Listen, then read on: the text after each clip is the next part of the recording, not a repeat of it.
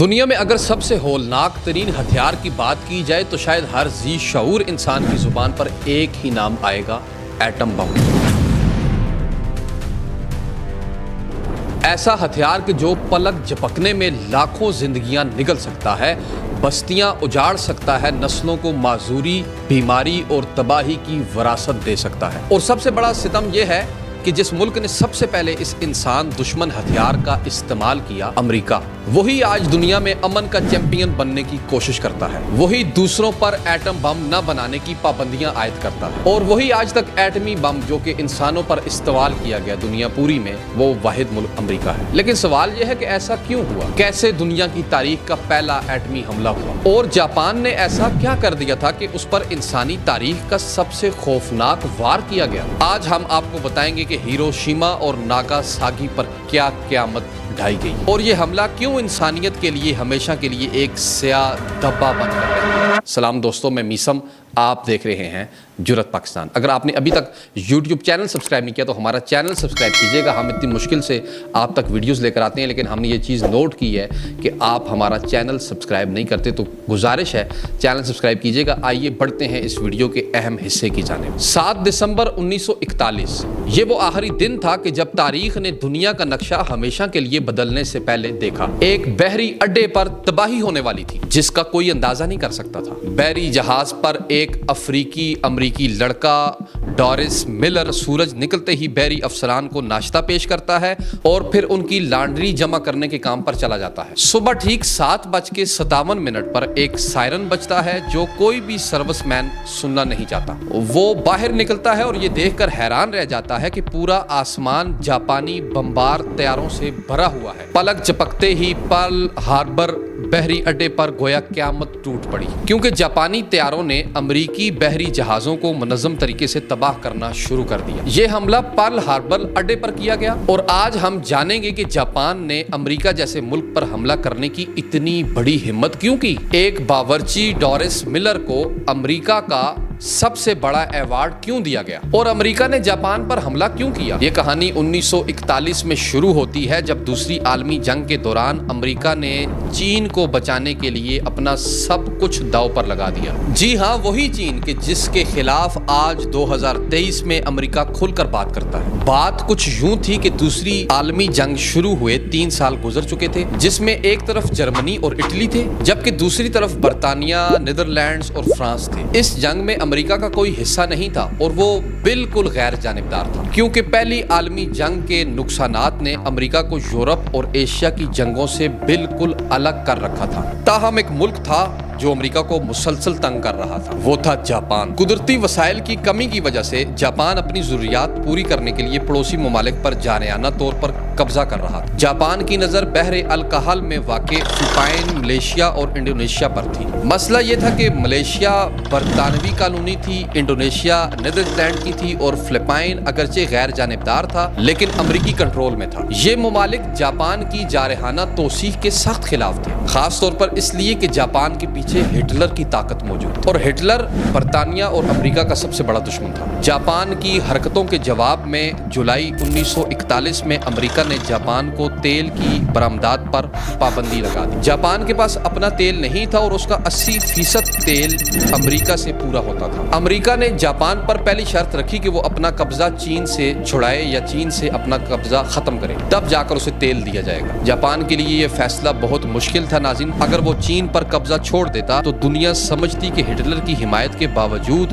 اس نے امریکہ کے سامنے گھٹنے ٹیک دیے۔ دوسری جانب تیل کے بغیر جاپان کی پوزیشن انتہائی کمزور تھی۔ جاپان نے فیصلہ کیا کہ وہ چین سے اپنی فوجوں کو واپس نہیں بلائے گا، بلکہ خفیہ طور پر اس نے انڈونیشیا پر تیل کے قبضے کے لیے حملے کا منصوبہ بنایا۔ تاہم یہ کام اتنا آسان نہیں تھا، جیسے کہ ہم پہلے جان چکے ہیں کہ انڈونیشیا اس وقت نیدرلینڈ کی کالونی تھی، اور وہاں تک پہنچنے کے لیے ضروری تھا کہ پہلے فلپائن پر قبضہ کیا جائے جو کہ امریکی کالونی تھی۔ جاپان کو پہلے سے معلوم تھا کہ اگر اس نے فلپائن پر حملہ کیا تو بحر الکاہل میں موجود امریکی بحری اڈے پرل ہاربر سے جوابی کارروائی ہوگی، کیونکہ جاپان کے تیل کے ذخائر تیزی سے ختم ہو رہے تھے اور اس کے پاس حملہ کرنے کے سوا کوئی آپشن باقی نہیں تھا۔ اس نے فیصلہ کیا کہ وہ فلپائن پر براہ راست حملہ نہیں کرے گا، بلکہ پرل ہاربر کو نشانہ نشانہ بنائے گا۔ جاپانی فوجی رہنماؤں نے ایک حیرت انگیز حملے کا منصوبہ بنایا تاکہ پورے پرل ہاربر اڈے کو تباہ کر دیا جائے، جس سے وہ بعد میں فلپائن پر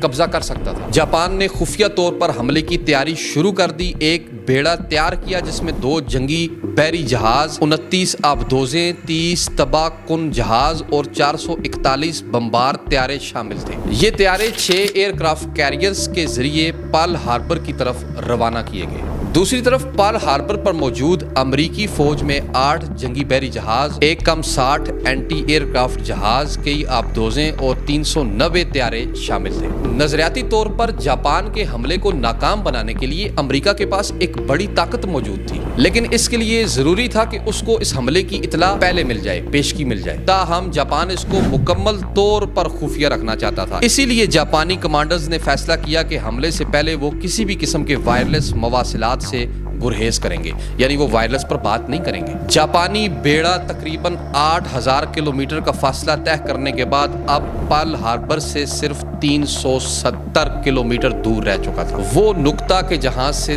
طیاروں کو حملہ کرنے کے لیے پرواز کرنا تھا۔ 7 دسمبر 1941 کی صبح 7:57 پر 350 جاپانی طیاروں نے 2 الگ الگ گروپوں میں پرل ہاربر پر حملہ کر دیا۔ امریکی جو کہ اس حملے سے بالکل بے خبر تھے، ان پر گویا قیامت ٹوٹ پڑی۔ جاپانی طیاروں کے پہلے گروپ نے 45 منٹ تک گولیوں کی بارش کی اور پھر واپس چلے گئے۔ یہ لگا کہ شاید حملہ ختم ہو گیا، لیکن 10 منٹ بعد بمبار طیاروں کا دوسرا گروپ آیا اور اڈے کو تباہ و برباد کر دیا۔ یہ حملہ 1 گھنٹہ اور 45 منٹ تک جاری رہا، جس میں جاپان نے 20 بحری جہازوں، 8 جنگی بحری جہازوں اور 300 سے زائد طیاروں کو زمین پر تباہ کر دیا۔ آسمان دھوئیں سے بھر گیا اور زمین ملبے سے پر ہو گئی۔ اس افراتفری کے دوران ایک افریقی امریکی باورچی ڈورس ملر، جس کا ذکر ہم نے پہلے کیا، ایک امریکی جنگی جہاز پر موجود تھا۔ لانڈری جمع کرتے ہوئے اس نے ایک خوفناک سائرن سنا اور باہر بھاگا۔ ایک جاپانی ٹارپیڈو میزائل اس کے جہاز سے ٹکرایا، جس سے کپتان سمیت کئی افراد زخمی ہو گئے۔ ڈورس نے اکیلے زخمیوں کو محفوظ جگہ پر منتقل کیا اور پھر anti aircraft machine gun پر جا کر خود جاپانی طیاروں پر جوابی حملہ شروع کر دیا۔ اس نے بغیر کسی تربیت کے کل 6 جاپانی طیاروں کو مار گرایا۔ اس بہادری کے لیے اسے بعد میں نیوی کراس سے نوازا گیا، جو کہ میڈل آف آنر کے بعد ریاست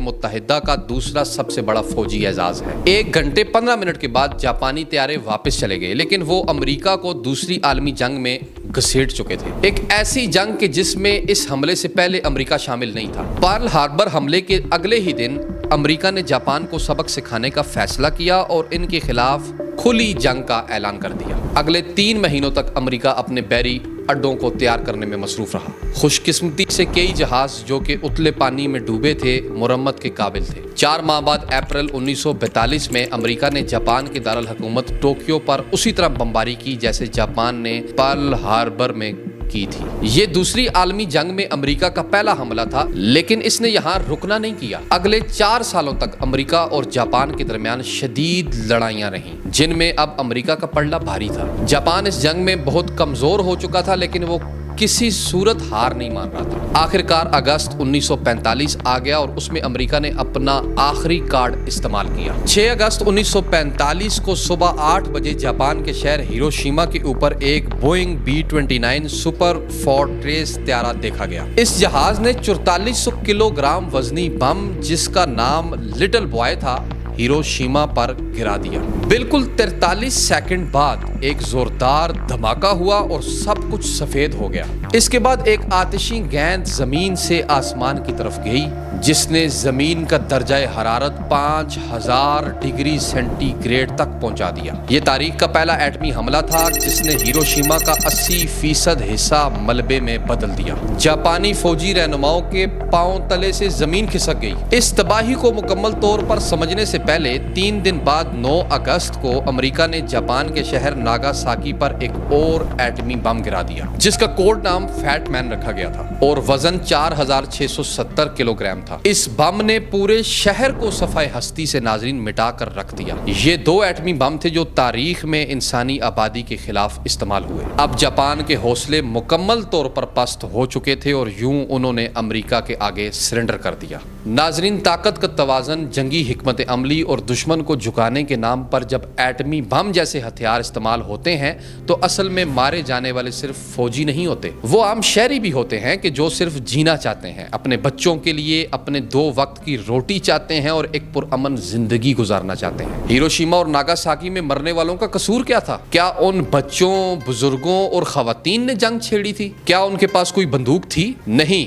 तो फिर क्यों वो तारीख की सबसे खौफनाक और संगीन सजा के मुस्तहिक ठहरे? आज अमेरिका खुद को आलमी अमन का अलमबरदार कहता है, लेकिन हकीकत यह है कि उसने लाखों इंसानों को लुक़मा अजल बनाया। कोरिया, वियतनाम, अफगानिस्तान, इराक, शाम और न जाने कहां कहां वो अमन लाने के बहाने मौत लेकर आया। एटमी हथियारों की रोकथाम का अलम उठाने वाला मुल्क खुद दुनिया का वो वाहिद मुल्क है जिसने एटम बम इस्तेमाल किया, और वो भी इंसानों पर किया। ऐसी दिलचस्प तारीखी कहानियों से आगाही के लिए जुर्रत पाकिस्तान को सब्सक्राइब कीजिएगा। मिलते हैं एक नई वीडियो में, इजाज़त दें, खुदा हाफिज़।